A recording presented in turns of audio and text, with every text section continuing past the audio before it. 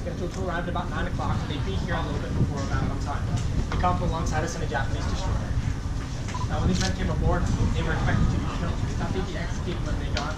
These men came anyway, these 11 Japanese men coming up the ladder, kind of like the one we just did, standing action right over there. Well, they'd be facing towards the back of the ship. They're going to face towards the back because on that day the Allies are facing opposite of them, facing forward, representing forward motion and forward progress. Also, if you can associate with Japan, their captain at that time would have been behind them a little bit over there. Meaning they have their backs to our country and they stand in prepared to surrender. These men are expecting to be killed as well as surrender, like I said. Why shouldn't they? As it turns out, these Japanese men are the first Japanese men in more than 2,000 years of their entire history as a nation to surrender to a foreign power. They don't really know what to expect, so of course they're assuming the worst. What doesn't help their anxiety is that although they get here at about 9 o'clock and the ceremony is supposed to start at 9, it would actually start till about 9:02, 2 minutes late. Now we don't really know why the ceremony started 2 minutes late. We have a couple guesses though, and the leading guess, the one I personally subscribe to, is that General Douglas MacArthur, Supreme Allied Commander, who was sitting in the Admiral's stateroom at the time of deck above us with Admiral Nimitz and Admiral Halsey, peeked out at about 9 o'clock to see if the Japanese were here and set up. According to him, they weren't quite set up yet. So I went back inside, and he said, well, we won the war, they're waiting on us, not the other way around. He waited us 2 minutes unintentionally, in order to ensure that he would not be photographed waiting on the Japanese.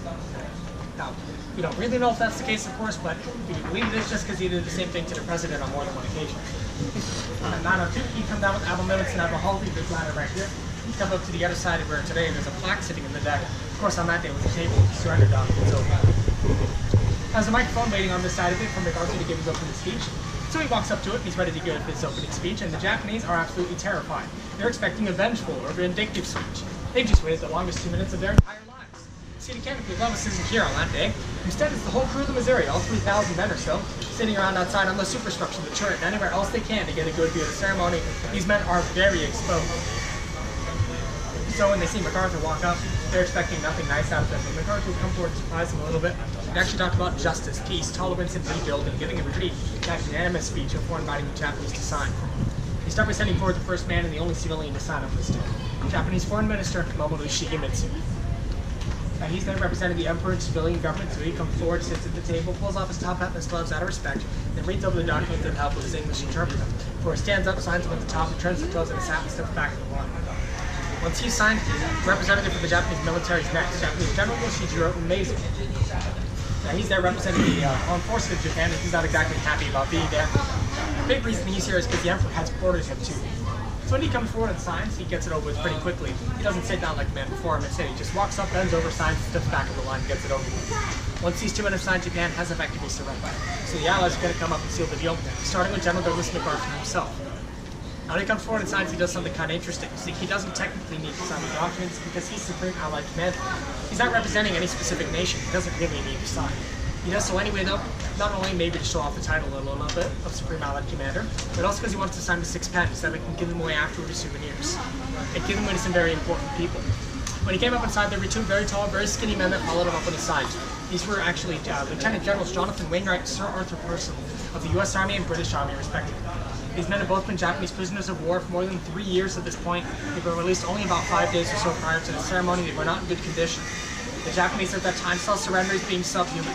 Unfortunately for these men, they had surrendered to the Japanese and they were treated as subhumans in the prison camps. That's why although both of them stood about 6'2", neither one would actually weigh more than 100 pounds at the ceremony. And so when MacArthur came forward and signed, he would sign with those pens and he'd give his first 2 to them. They'd accept them on behalf of all the prisoners of war captured or killed by the Japanese during World War II. After he had signed, the representatives from the other allies came up, starting with the representative from the United States, Admiral Nimitz, followed by the representatives from the Republic of China, Great Britain, the USSR, Australia, Canada, France, the Netherlands, and New Zealand. Once the Allied powers had signed, the time was about 9:25. MacArthur would come forward and give his closing words. All he had to say was, "Let us pray that peace be now restored to the world and that God will preserve it always. These proceedings are closed."